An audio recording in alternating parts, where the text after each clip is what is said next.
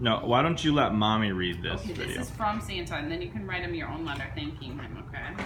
This one says, Dear Jameson, Merry Christmas. I hope you're enjoying all the new toys I brought you last night. I wanted to say thank you for being such a good boy this year. Also, I wanted to show you how proud I am that you are trying to use the potty chair all the time. If you go to the garage, I have one more present for you. It was too big to bring down the chimney or put under the tree. Love, Santa. There's another present in the garage. Why don't you go with Mommy? Walk, because I can't. Yay, yay. Hold on. Hold on. Sorry, I don't.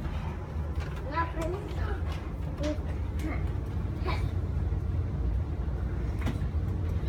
can't open it. What is it? What is it? No, I love it. No, you put it in? It's for an outside toy. You want ice?